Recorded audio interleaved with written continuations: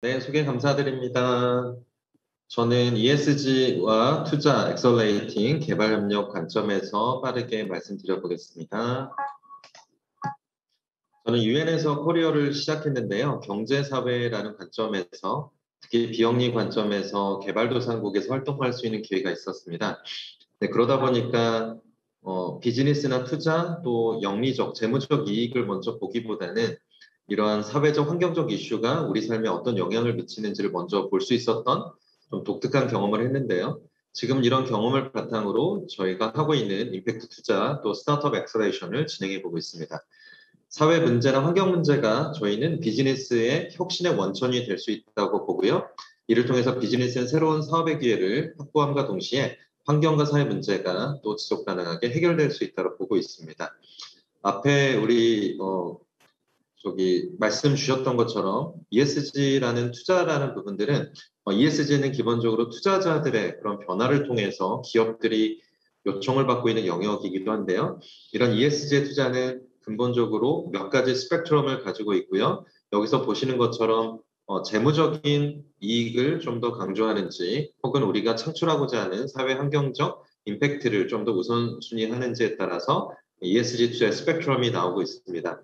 저희는 이 중에서 가장 액티브하고 적극적으로 의도를 가지고 창출하고자 하는 임팩트 투자 쪽을 보고 있고요.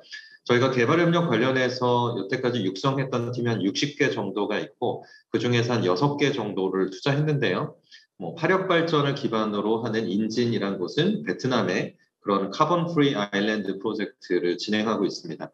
그다음에 프로젝트 노아라는 곳은 대나무 칫솔 개발도상국에서 많이 나오고 있는 대나무를 바탕으로 제조할 수 있는 부분들 하고 있고요.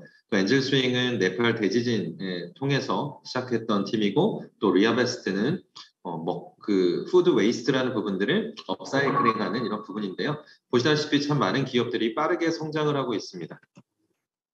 저희가 ESG 관점에서 투자한 사례들이 여태까지 저희가 한 65개 정도 기업에게 투자했는데요. 그중에 대표적으로 시각장애인의 일자리를 창출하는 ESG에서 소셜 관련된 렌즈로 저희가 발굴하고 첫 투자를 진행한 곳이 바로 코엑터스 고요한 택시라는 곳입니다.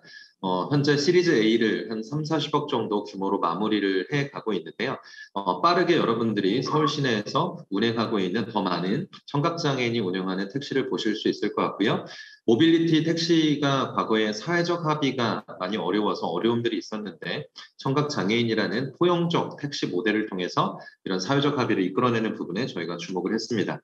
저희가 진행하는 임팩트 투자는 렌즈와 또 매트릭스로 있게 되는데요. 아이리스 플러스라는 그런 임팩트에 대한 명확한 저희가 렌즈를 가지고 있고 현재까지 투자한 곳들을 IMP와 SDG로 분류했을 때 여러분이 보시다시피 8번, 11번, 12번, 3번이 저희가 투자했던 많은 영역입니다. 저희는 기본적으로 비즈니스의 혁신, 산업계의 혁신이라는 관점이 ESG 렌즈에서 굉장히 중요한데요. 그게 에너지든 금융이든 다양한 산업 분야에서 ESG의 변화를 통해서 혁신해야 될 영역들을 저희가 선제적으로 렌즈로 보고 그런 부분들에 투자를 하는 부분이라고 보시면 되겠습니다. 또한 그렇게 창출된 사회적 가치, 비재무적 영역은 실제 메저링과 리포팅을 통해서 다양한 이해관계자들에게 공유가 돼야 되는데요. 저희는 Way to ESG라는 나름의 지표 체계를 통해서 이런 기업들이 만들고 있는 내용들을 하는데 개발협력계에서 많이 쓰이는 변화 이론과 저희가 ESG에 대한 부분들을 결합을 시켰습니다. 그래서 이런 부분을 통해서 많은 스타트업들이 자신들이 창출하는 비재무적인 내러티브를 투자자 외에도 다중 이해관계자에게 공유할 수 있고요. 이름을 통해서 ESG가 단지 리스크를 관리하는 부분이 아니라 다양한 이해관계자를 포용하고 또 함께하는 그런 수단 언어가 될 수 있도록 돕고 있습니다. 저희가 하는 임팩트 투자는 많은 부분 혼합금융과 관련이 되어 있는데요. 여러분 아시다시피 개발협력의 입장에서는 블렌디드 파이낸싱이라는 혼합금융이 굉장히 많이 쓰입니다. 혼합금융이라는 것은 금융의 목적을 달성하기 위해서 필요한 만큼의 지분 투자, 필요한 만큼의 대출, 필요한 만큼의 그랜트라는 것을 쏟게 되는데요. 특히 코이카가 이런 개발 재원에 있어서 혼합금융을 활용을 하게 되고 저희는 이런 방식을 통해서 개발도상국에 접근하는 부분을 하고 있습니다. 실제로 코이카와 함께 베트남에 진행해서 투자까지 완료를 했는데요.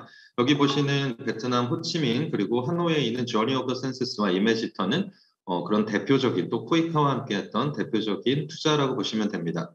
한쪽은 그 왼쪽에 있는 조니 오브 센서스는 청각장애인, 시각장애인 또 다양한 그 북부 지역에 있는 소수민족들의 일자리 창출을 돕는 다양한 F&B 사업을 하고 있는데요. 실제로 외국인들이 가장 많이 찾는 트립 어드바이저의 최상위 추천 장소로 인기를 끌고 있고요. 오른쪽에 있는 이메지터는 휠체어 장애인이 그 컴퓨터 작업이나 이런 부분들을 배워서 할 수가 있기 때문에 실제 AR, VR 그런 비디오, 영상 에디팅 같은 부분들을 하고 있는데 대부분은 거의 100% 고객이 다 해외 고객입니다.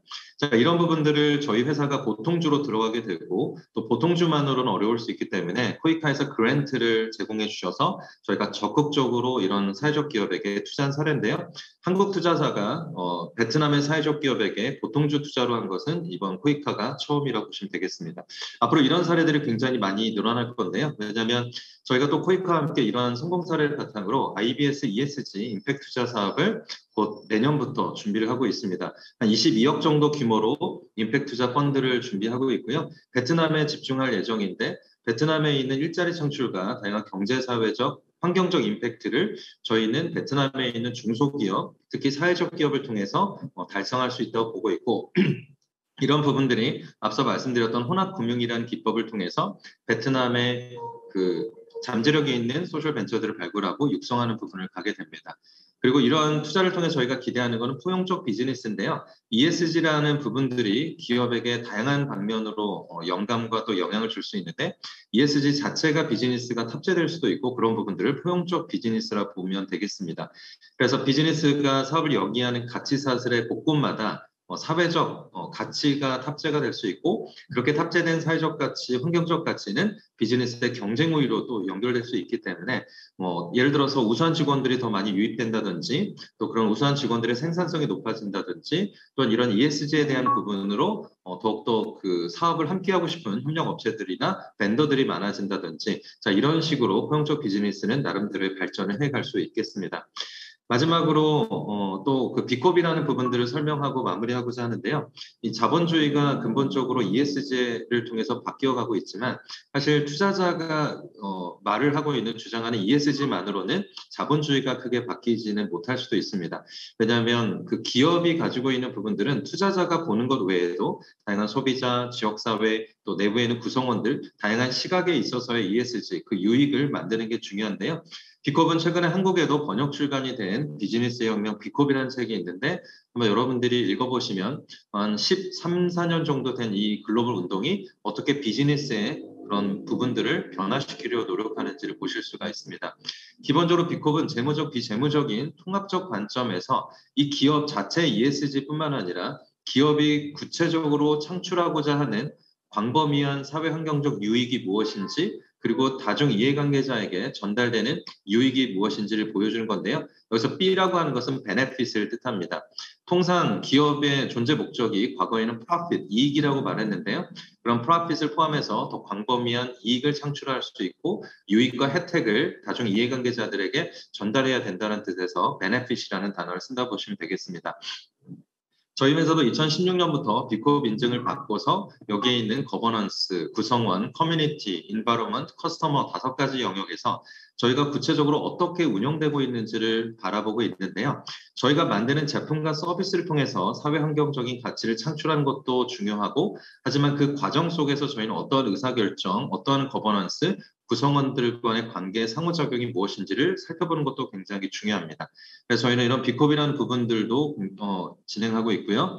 현재 여러분들이 많이 아시는 상장 기업들, 뭐 파타고니아, 또 유니콘 스타트업, 올버즈 같은 기업들, 닥터브로너스 그리고 중소기업과 소상공인까지 전 세계 굉장히 많은 기업들이 실제 우리가 만들어가고 있는 가치가 그 과정 속에서 어떻게 만들어지는지를 투명하고 책임감 있게 공유를 해보고 있습니다. 그리고 이런 부분들은 비임팩트 어세스먼트라는 방법론을 통해서 현재 다양한 기업들이 구체적으로 자신들이 창출하는 이 임팩트를 측정하고 관리하는 도구로 활용되고 있는데요. 아시다시피 지속가능 발전 목표, 그리고 다양한 국제 가이드라인과 원칙들, 그리고 이를 구체적으로 측정하는 다양한 도구들을 활용한다면 기업이 우리가 만들어내고 있는 제표에서의 재무적 이익 외에도 다양한 사회 환경적 무형 자산의 가치들을 투명하고 또 책임감 있게 소통할 수 있을 거라 보고 있습니다. 비콥은 소셜벤처란 사회적 기업 외에도 일반적인 영리 기업도 자신들의 비즈니스의 오퍼레이션 관점에서 사회 환경적 가치를 강화할 수 있다고 보고 있고요. 이런 부분을 통해서 누군가는 의도를 가지고 임팩트, 비즈니스와 투자를 할 수 있지만 누군가는 그런 미션과 철학으로 시작하지 않았더라도 얼마든지 비즈니스를 영위하는 관점에서 명확하게 그 변화를 만들어갈 수 있다고 보고 있습니다. 앞으로 이런 부분들을 여러분들이 또 함께 탐구하면서 이따가 또 겟더타운에서 여러분과 함께 멋진 대화 나눠보겠습니다. 감사합니다.